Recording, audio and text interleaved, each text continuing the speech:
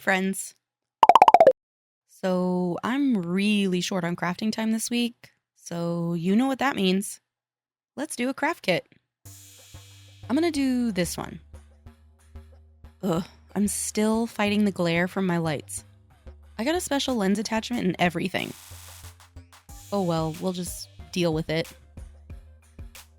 Anyway, this is a So Many Treats craft kit by Klutz. Usually, Klutz kits are pretty good. This is a kit to sew cute little food plushies. So easy a klutz can do it. That is me. 10 plus. Also me. I am 10 plus. Let's just go ahead and open it. We have embroidery floss and needles, a bag of stuffing, a bunch of sheets of felt, some little punched felt pieces here, the stencils, and an instruction booklet. First, I'm just going to open everything because why not make a mess right off the bat? Including this bag of dead rabbit. Okay, it looks less mammalian when it's open. I think these little punched pieces are the eyes and the cheeks for the faces. They're so tiny. I am definitely going to lose these. Where can I put them? How about this little box lid? And little black fuzzies everywhere. I'm not going to pop these stencil things out yet because I'm not sure if I trace around the outside or the inside of the stencil, and I don't want to get things mixed up. Okay, other stuff I need. Scissors, ribbon, a ruler. Let me just grab my super adult ruler and a pen. Okay, the book is pretty cute because every item has a recipe card with all of the ingredients. I'm just going to start right at the beginning with this donut. First, I need to trace out 2 donut pieces in tan felt. I'm going to use a brown pen. I'll trace around the outside and then the inside, and then place the second one very close to the first one because I don't want to waste any felt. I cut them out, and then for the inside hole, I'm going to fold it in half and snippy snippy. I said snippy snippy. I'm not doing the greatest job here following the lines. Next, I'll trace out the donut glaze. We call that frosting around these here parts. And I'll cut that out too. Alright, now it's time to add the eyes, which are these teeny tiny little felt circles. The book says I need 14 inches of black floss. So let me just measure that out like a good little rose. And then I need to separate out 2 of the 6 strands. I'll trim the fluffy ends, spit all over it, and then thread the needle. Okay, now to tie a starting knot. Great, instructions for right-handed people. Hold the needle, wrap the thread around 3 to 4 times, slide my thumb up to hold it, and pull the needle through. It actually worked. Yay. Now I'm going to put the eyes on the non-markered side, about a 1/4 inch from the center hole. Does that look good? Poke the thread up through the back of the felt and back down. I'll go over here and do the other one. And then finish the floss by tying a knot with that loopy method.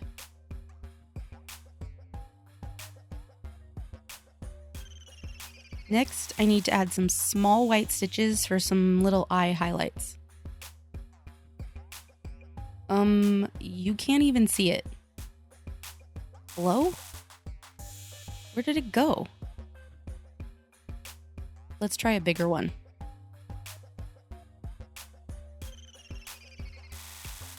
Oh my god, you still can't see it. It's like the black hole of felt. Let's try it on this side, I guess. Listen, klutz, you make it sound like it's so easy. It's not. That is not maximum cuteness. You can barely even see that exists. Let's try it even bigger. That looks terrible, but I'm not undoing it. I stabbed myself. That is not going to be the last time that happens. Then, supposedly, we can make a mouth by backstitching, which I've never done before. Okay, I go up through the back, make one very small stitch, then poke the needle up through the bottom 1 stitch length away, and go back in the last stitch.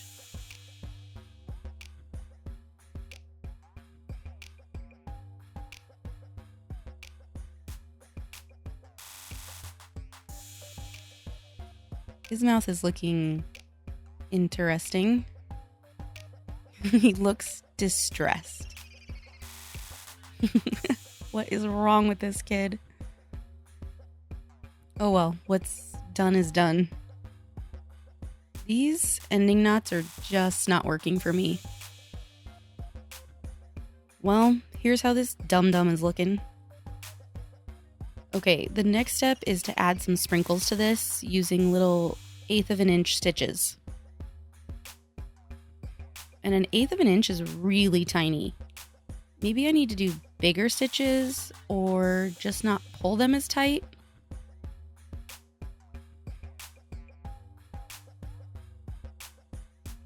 Now to finally sew this all together, I need to lay the frosting face up on the good side of one of the donut pieces. Make sure the holes line up. Always good advice. Poke the needle up through the donut just outside the edge of the frosting. Go 1/8 of an inch straight across the frosting and back down. That's one whip stitch. And I just continue around the whole outside of the frosting. It doesn't say how far apart each stitch should be, so I'm just gonna guess. This is the part I struggle with in any new craft. And all of life, if I'm being honest. I need specifics. Okay, it doesn't look like the most even, but it's alright. Now, to attach both donuts together. I'm going to start by going through the back of the frosting so the knot will be hidden. Put the wrong sides together, bring the floss around the back, and poke the needle through all 3 layers. I'm trying to keep these stitches even, but it's hard to get the stitch to go in the right spot in the back, but also come out the right spot in the front. I honestly am kind of enjoying how monotonous this part is. The stitching, like I can just focus on each individual stitch. It's really relaxing. When I'm done, I finish the floss on one of the stitches and tie a knot on the back.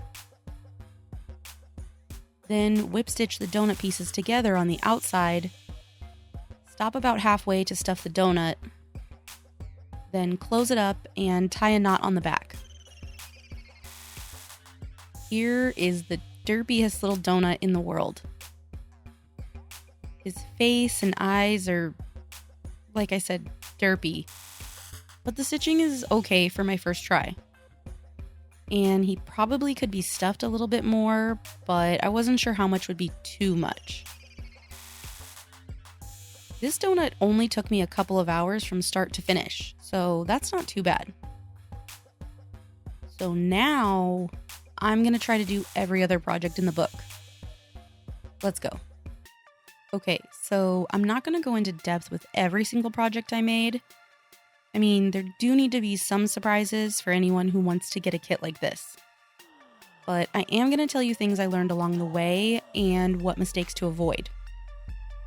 Starting with, maybe don't write all over your felt with pen.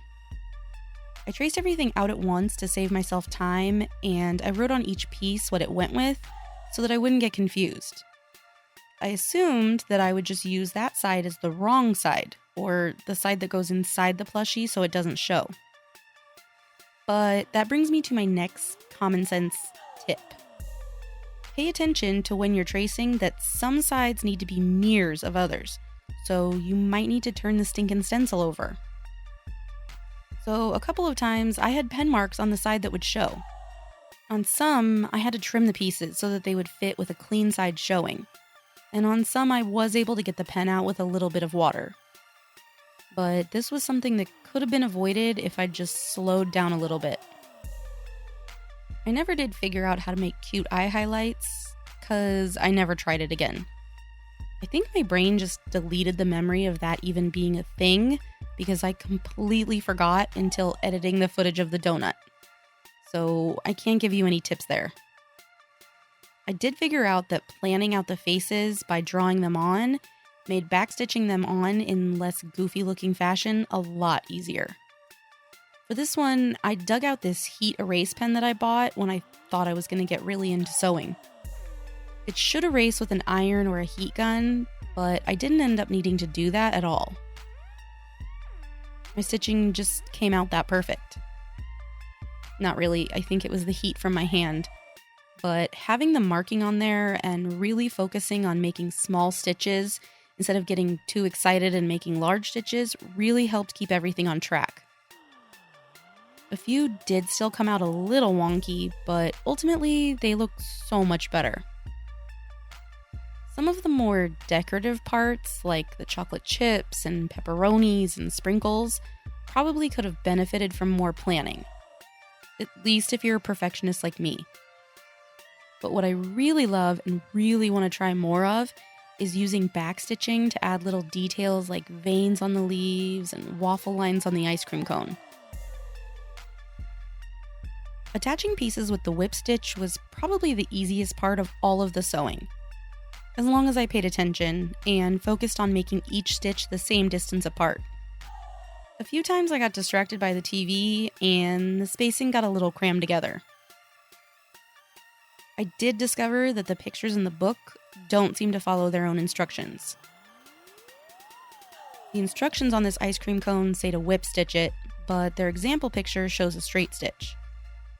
That's just my personal pet peeve with craft kit instruction booklets.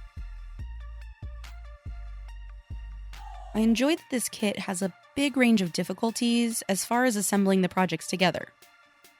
The ones that are more of a flat plushie were much easier, but the more complicated ones were way more fun in my opinion. With the flat sort of whip stitch, I only really had to worry about the placement of the stitches. Once they got more difficult, there were more individual pieces to connect, to make sure that they were placed correctly, and to still get the stitching even.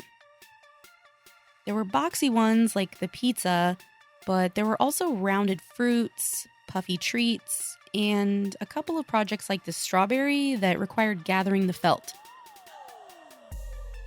With all of these, I really had to slow down and focus on the actual stitch I was working on instead of constantly thinking 3 steps ahead, like I normally do.